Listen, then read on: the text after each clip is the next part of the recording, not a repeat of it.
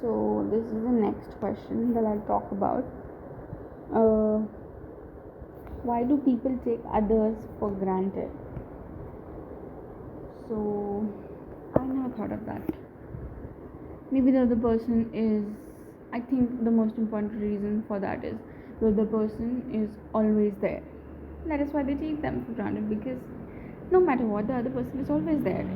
If you behave cruelly, if you behave kindly, any way you behave, the other person is always there. So it's like a pillow.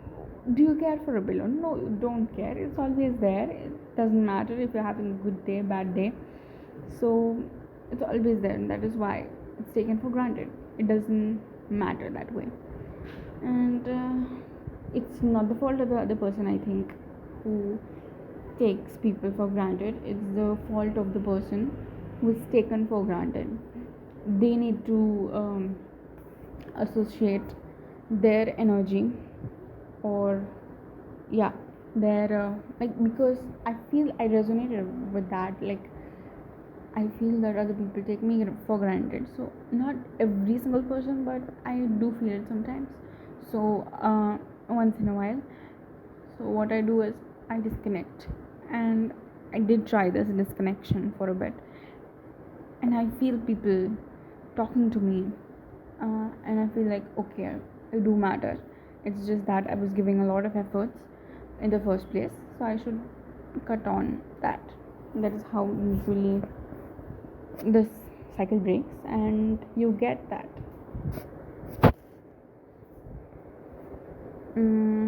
What makes someone charismatic? Charismatic. What does a good point of view of the world, a unique one, if you can help it, a different perspective. For me, like, this would depend on what people like, right? um, but it's always, I think, related with the way people talk, people interact, or the way they make other people feel. It's always about, yeah, it's mostly about how a person makes other person feel. If um, if the other person does not feel comfortable or seen in your presence, I don't think you're as charismatic as it's I think it's about listening and giving good advice, and being strong on your words.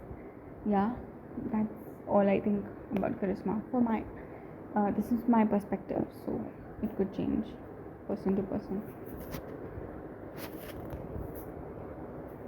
Next question is happiness choice? I believe so. I think happiness per se, for me, it isn't something that I strive for these days. I don't strive for it. I Most of the time I like to spend time at my house with no one in particular. I love being isolated these days, and yeah, people say it's bad and something that you should not be doing, but it's better than not talking to people who I don't connect with, you know. So I sometimes make an effort. Like, obviously, if I can't help it, I have to make an effort. I have to talk. But if I have to do it every time, if something becomes boring, like something is, it becomes I don't know, not that interesting if you do that every day. So I love interacting with people once in a while, where they have things to share. I have things to share. Most of the time, I just hear people say things nowadays. I don't speak a lot. I don't have that energy to speak, and that is awesome. With some people, I speak, some people I don't. So, yeah, happiness. About happiness. Happiness is a choice. If I don't know how it's a choice, but it is a choice. It's, if you feel miserable, choosing to be miserable. Like, I know this, I have felt this, and I still feel sadness sometimes, and I wish someone would just shout this at the top of the lungs at me when I'm feeling low.